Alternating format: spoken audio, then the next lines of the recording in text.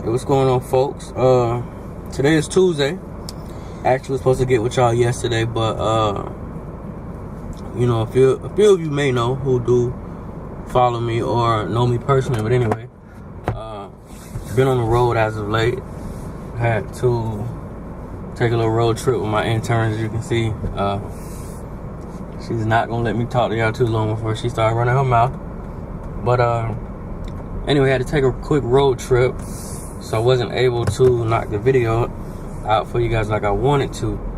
But again, y'all gonna have to excuse me. I'm in a foreign city. I'm GPSing everywhere I go, so I'm definitely gonna have my eyes on the phone while I'm chopping up with you guys at the same time. But like I say, the Daily Jews, many of them are pre-written. Like I said, I've been doing them for 3 years. Just decided to go viral with them as of last year. So we're gonna dig back in the crates again on this one. And it was, like I said, it was one I wrote a while ago. But just some recent things I saw. As always, like I tell you guys, I'm a very analytical person. I step back and pay close attention to a lot of the things around me. But nevertheless, the Daily Jew is gonna be number 52. It's gonna be about yes men. I'm sure we all know some. We may have played that person one time or another in our lives. I know I have. But yes man, those people equate to liabilities. Their actions towards your actions, or their reaction, should I say, can be a detriment to your growth, to your health, to anything you're doing. Prime example, I was on Instagram, I want to say this morning, and I saw a person that I've been following for a while. He's an older gentleman, but he, and when I say older, I mean like early 40s. I believe he has a 18-year-old daughter, somewhere around there. But anyhow, he has other older individuals that he follows. And, from their comments and the things they post, I can tell that they all know each other. They have a common knowledge of each other. Maybe friends, family, whatever. But anyway, he tends to post the most meaningless things. The most irrelevant things, the most ignorant things. He references his gang ties on a consistent basis.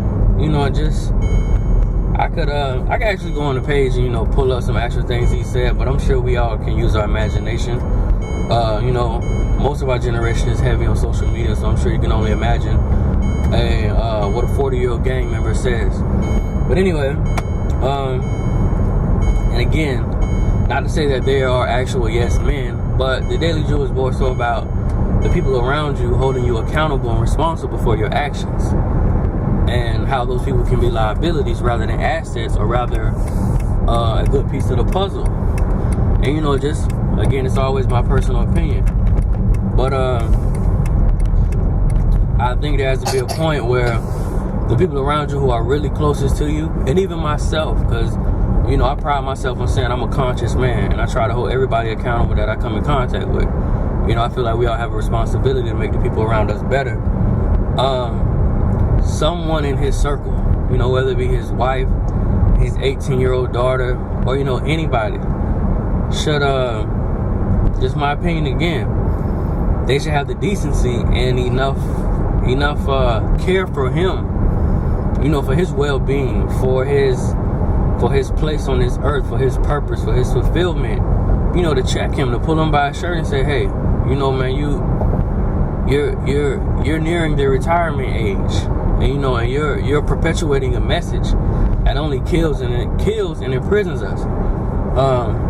And like I said, I don't know. I'm speaking from opinion only, but I'm willing to bet my last that the hood he claims, the blocks that he's willing to die for, and these messages he perpetuates, he owns nothing in these neighborhoods. He doesn't own a corner. He doesn't have any street signs that has his name on them. He doesn't own the property, and 9 times out of 10, the majority of those individuals that I've met personally, they really don't reside in that area, haven't resided there their whole life. It's usually a grandmother's home or mom's home. 9 times out of 10, she struggled at some point in life with the mortgage or the lights or the water. But this 40-year-old man is willing to fight, go to jail, and die for. So he says via Instagram, for this, for this cement foundation that he owns, nothing of, not a percentage, not nothing. And not even just that, again, with Yes Man, we've seen countless athletes, countless musicians, who just have reckless spending habits. They turn into this whole new individual once they get a taste of notoriety, or once they get a taste of money.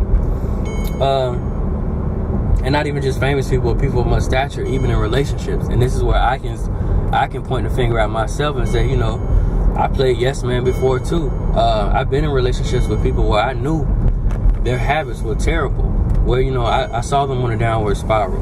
Or even with my older brother who's doing 15 years in prison, I stood by and watched many of these things, if not aided, And like I said, I'm transparent. But the last time he was sentenced to prison, many of the illegal narcotics he had were funded by me and a friend and another relative. And like I said, don't need to point out names. I'm just here to speak on me. Like I said, I'm transparent. I can't speak for everybody else. But I played Yes Man, and I've seen the consequences and the things that can come behind, aiding terrible behavior. Just standing by and smiling when you're present and you see them doing something foolish. Just standing by smiling, kiki. I'm just here to say, from personal experience, it's nothing to smile about. It's nothing funny when you're in that courtroom. It's nothing funny when you're traveling, 5 hours out of your city to go visit them in chains in a prison. When you're riding past the cotton fields and things of that nature. And like I said, I speak from a place of experience because I deal with those. And even in relationships, one of the biggest things I see are spending habits. If you can tell your partner is on a downward spiral financially, how do you consistently stand by them, for the sake of their comfortability, and just allow them to, financially destroy themselves? Or if they're doing drugs, simple things like being late to work. How do you not slap them upside the head one morning and say, hey man, you know what, you got to eventually get it together or you're going to get fired. And you being fired is going to, cause turmoil between us because I may have to carry the load by myself, or we may financially just disappear because we no longer have a 2-person household. One of the dumbest things, and I hate using that word, but I'm going to use dumb. Another thing on social media, I never understood how 50 individuals can come together as a unit. They can get together for violence. They can get together to commit crime. They can get together to do drugs. They can post all, these hood pictures, throwing up these signs and claiming this and that. And pictures and things like these get 100 likes. They get 100 comments, All the hood hashtags, the young this, young that. I can go on and on, especially with my city. All the nonsense I see in there. I never understood how 50 heads can get put together and the only thing we could come out with out of that unit was drugs, guns, and arrest records. And again, it goes back to Yes Man. You have to surround yourself with like-minded individuals, progressive individuals, conscious individuals, people who want to see you do better. People who are going to check you when you're slipping. When you're late, they're going to tell you, get it together, man, before you lose your livelihood. When you pick up that gun, he's going to remind you that shooting someone doesn't make you a man. And again, like I said, it's all opinion, but I feel like what makes you a man is being able, like I said in the previous Daily Jew, is having your wits about yourself and being able to have a healthy and educated conversation. It may seem simple, but a lot of your friends cannot do that. They cannot express themselves verbally, definitely not on paper. And like I said, it's even small things. You'll champion ignorance. You'll champion violence. You'll step in and say something in. You'll co-sign that. When you see that friend of yours that doesn't know the difference between two, TWO, TOO, and TO, check them then. When they don't know the difference between women and woman, check them then. like I said, you know, it's simple things at 30, 35, 25 that you should know. And you should surround yourself with conscious individuals that are going to hold you accountable for your actions and theirs. And when you're wrong, they're going to check you. And like I said previously, also on Daily Juice, the internet has become the stomping grounds for drug use, violence. Stop recording your fights for the sake of likes and street credibility. There needs to be someone with you that asks you, you know, first of all, we need to dead the violence anyway. But if you just have to do that, you have to have a smart mind with you that says, hey, this is not something that's made for the internet. Like I said, I was a dispatcher for 4 years. My father's in the Secret Service. My grandfather's been there. My family is deep in the law enforcement. They watch the internet, okay? For those of you who don't know, for those of you who want to, you know, post your drug use, post your weapons collection, or post your violence and your vice, they watch the internet. There gotta be somebody in the circle. You know, they always say, you know, you gotta have that one friend that's gonna tell you to chill. No, you got to have a room full of friends that's gonna tell you to chill. There's nothing cool about that. I understand. We're living in an era where, you know, y'all are seeking credibility. You want to be known. You want to be cool. Indicting or incriminating yourself is not cool. That has to be one of the dumbest things I've seen in this era. And like I said, I hate using the word dumb, but that is absolutely stupid.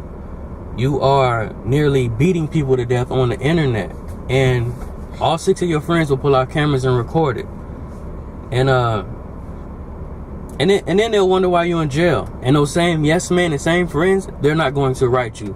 They're not going to take care of your children. Most of them probably not taking care of themselves. They're not going to take care of your children, and they're not going to come visit you on a consistent basis, and your canteen will not be full. Again, trust me. Like I said, I speak of things I speak of real life situations. I've been in these situations. I've done these things. I've seen how many people were around my brother when he was committing a series of crimes, and I see how many people have visited him, and you know, the almost 6 years that he's been gone. But like I was saying, again, y'all, this is one of those subjects I can go on with forever. You know, whether it be family, friends, or mom making excuses for our irrational behaviors, man, I dealt with that. You know, I've had my mom make excuses with me to countless women as to why I'm cheating on them, why I'm dogging them, why I'm lying to them.